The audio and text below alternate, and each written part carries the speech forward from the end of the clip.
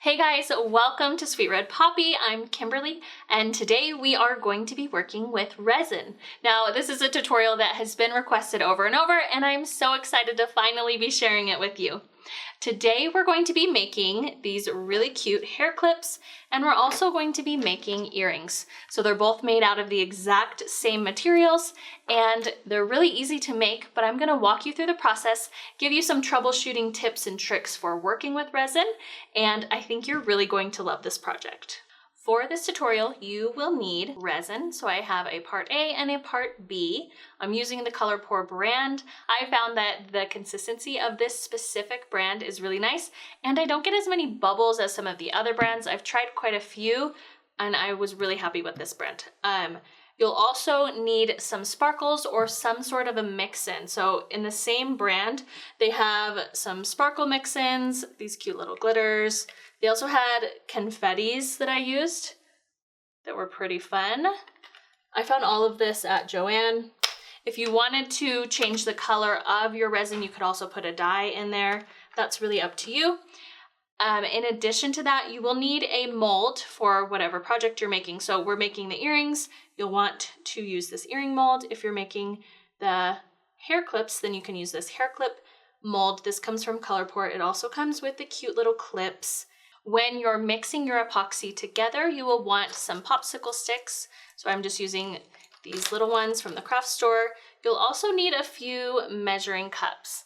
Now, it's important to have a measuring cup that has measurements on the outside of it because resin can be a little bit tricky. You have to have an exact measurement of both A and part B and mix them together. If you have a little bit more of A than B, it might not harden correctly. So make sure you have good measuring cups. And then I use this silicone mixing cup to mix my epoxy together in. What I like about this is it's reusable. At the end of the night when I'm done with my resin, I can just let it harden, and then in the morning I can just peel it right out. So that's nice. I like to keep an X-Acto knife on hand. This is for when you've finished your project and you're removing it from the mold. Sometimes you'll have little pieces of epoxy resin that have dried and you need to remove those. So that's good for that. If you are making the earrings, you'll want to make sure that you have some hardware for that. You'll need some earrings and some jump rings, and I like to have some pliers on hand. For the Barrettes, make sure you have a hot glue gun on hand. Let's go ahead and jump right into this tutorial. Before we start working with our resin, I want to really talk about safety. This is something that's really important to me. You can have an adverse reaction to resin, so it's important that you take certain precautions and protect yourself when you're using this. One thing I like to do is I use this half mask respirator. So this is available on Amazon. I will link to it below, and it just goes over your head like this. So it just slides over your face and it filters the air through here, and then you can secure it in the back. So make sure that you're wearing some sort of a mask that will keep you safe from any of the chemicals. You also want to have a pair of gloves on. This is really important because if the resin comes in contact with your skin, it can cause irritation. So make sure that you are wearing gloves. I also like to pull my hair back, and I always wear a long sleeve shirt. So I have a sweater that I keep, and I just always wear that long sleeve sweater, and then I tuck my sweater into my gloves. That way I don't have any skin showing, because resin is pretty messy. I always think that I'm gonna be able to just put it exactly where it needs to go. It ends up getting everywhere. So make sure your skin is covered. You don't wanna have an allergic reaction or any sort of adverse reaction at all. In this tutorial, I will be using ColorPore resin. So on the left-hand side, I have my resin hardener, and on the right-hand side, I have my resin. Now, it's really, really important that you have an equal mix of these two resins. You need to have 1-to-1 ratio in order for the resin to completely harden without any soft spots. So I'm going to use this little measuring cup, and I'm going to measure about 30 milliliters of each one out, and then I'm going to mix them together. Now I'm going to pour my resin hardener into the silicone cup. It's a little bit more lightweight than the actual resin, so I like to put this one in first and then put the heavier one in next because it seems to mix together a little bit better that way. So go ahead and pour this in slowly. Make sure that you don't drip anywhere. And then I'm going to use a popsicle stick just to get any of the remaining resin out. And that's just going to ensure that you keep those equal parts. You want to get out as much as you possibly can.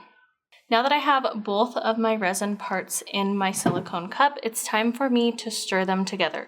You'll want to stir for a full 3 minutes. It's really important that you incorporate the resin into the resin hardener completely. If you're looking in here right now, you can kind of see the two different parts and how they're separate, and you need them to be completely one. And it's important how you mix, because this can either make bubbles or you can lessen the amount of bubbles. So I like to do kind of a figure 8, and I find that this results in the least amount of bubbles.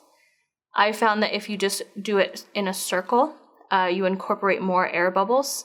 So I just go back and forth in a figure 8 for about 3 minutes. You'll be able to tell when you're done mixing because you won't be able to see the different parts of your epoxy. It'll just be completely crystal clear.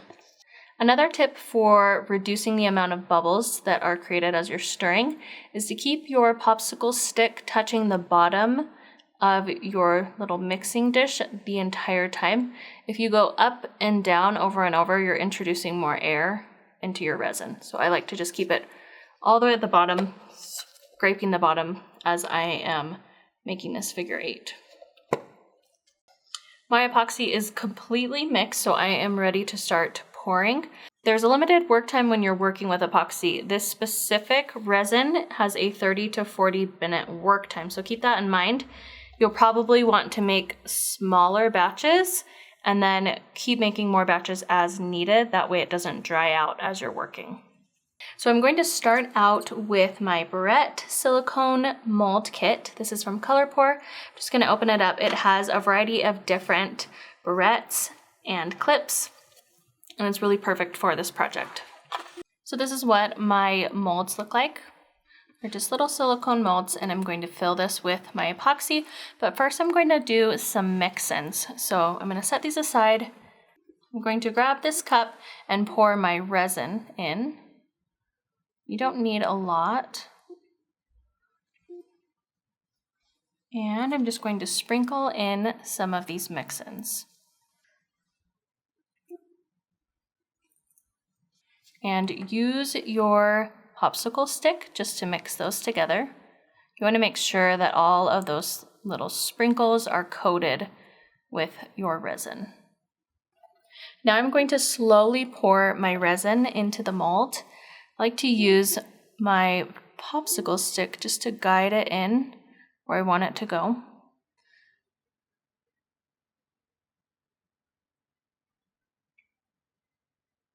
You don't want to put too much in. So if it looks like it's overflowing in one area, you can move it to a different area. You can move the little sprinkles around to get them where you want them.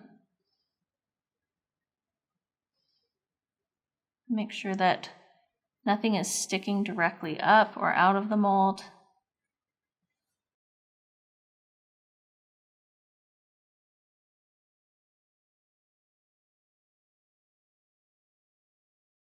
Once I've put all of my resin into the molds, I like to just go over the tops, make sure I don't have any spots where I'm overflowing, and just level things out a little bit. Resin is naturally self-leveling, but I want to make sure that none of my mix-ins are popping out of the mold. So I'm just pressing a few of them down, making sure they're fully coated, and then wiping away any of the excess resin. I'm going to go ahead and set this aside to dry for about 24 hours. Now I'm ready to move on to my earring molds. This is very similar. Again, it's silicone, really similar to the Barrette ones that I was just working on.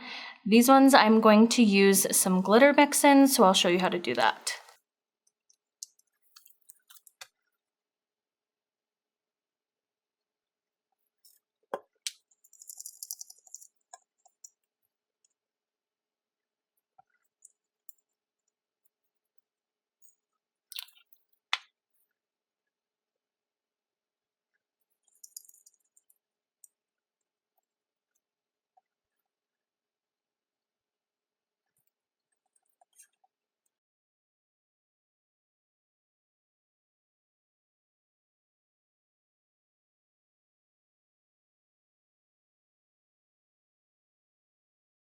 Now I'm going to go ahead and pour my resin into my molds. Everything's mixed in. And I just take a minute to move everything around. I really want to make sure that I have resin back here behind my earring post. Then just make sure that nothing is sticking out of the mold. Sometimes these little pieces like to stick straight up.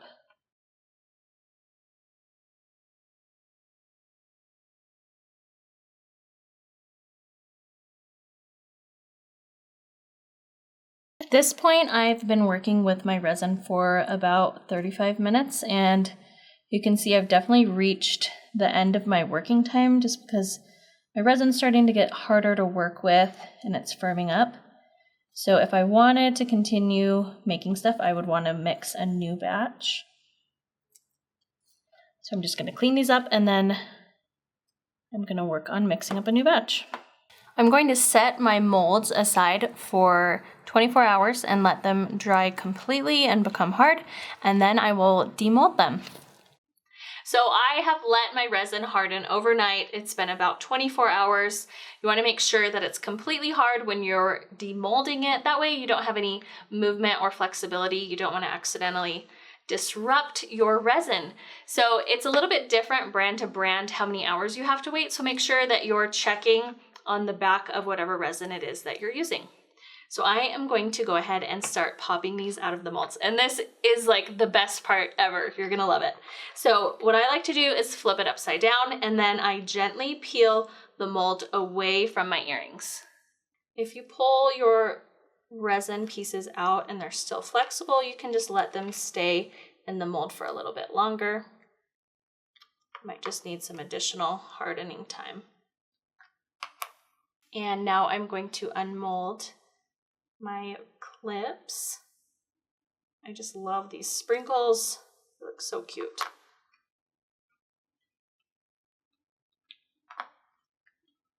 And this one has little itty bitty pieces of shell. And you can see on this one, we have a little bit of resin, a little bit of flash where it went outside of its mold, and that's totally fine. Don't worry about that. We're just going to take an X-Acto knife to this and just clean it right up. So I'm going to take my earring, and what I need to do is place some jump rings through this little hole at the very top. So I'm going to start out with one jump ring, and what I want to do is just use my pliers to open this up.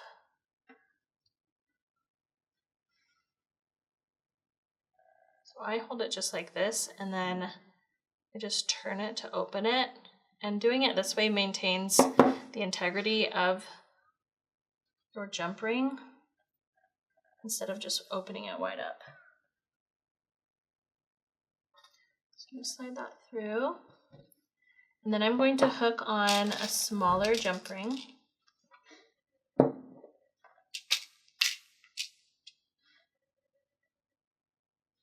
And then close this.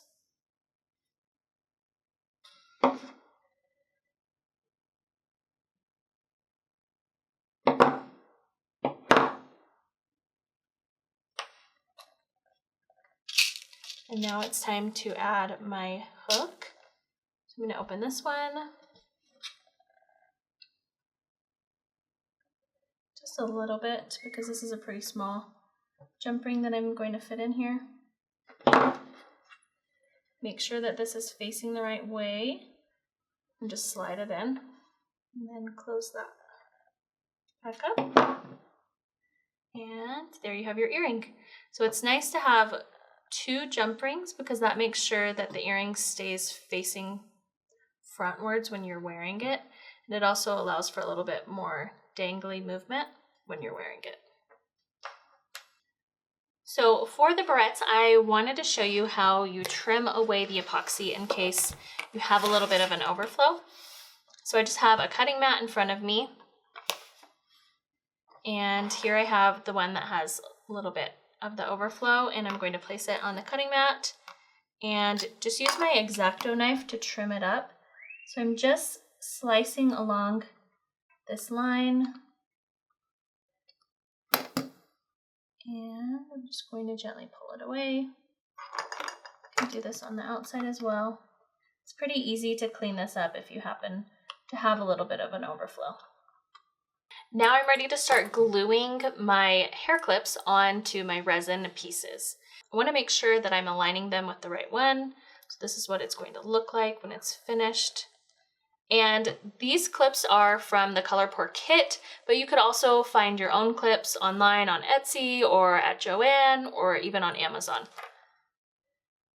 So I'm going to go ahead and apply some hot glue using a precision glue gun. That precision tip just allows me to make sure I'm getting the hot glue exactly where I want it to go.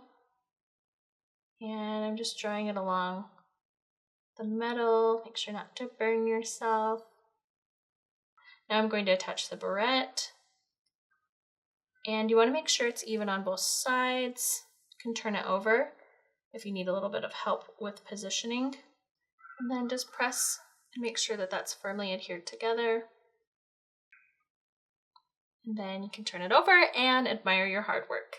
This turned out so cute. Now I'm going to do the other size. So I'm grabbing my other clip that is a little bit more pointed. I'm going to do the same thing. Put a fair amount of glue at the base. It's kind of fun that you can see the metal through this design since we have a clear one for this one. Just press it firmly and there you have your clips. I am just so excited with how our hair clips and all of our little earrings turned out. They're so cute. I can't wait to wear them. My little girls are probably going to fight me for all of them. I hope that you enjoyed this tutorial and I can't wait to see what you make with resin. Don't forget to tag me on social media at Sweet Red Poppy. If you enjoyed this video, go ahead and give me a thumbs up and don't forget to subscribe to Sweet Red Poppy. I'll see you next week.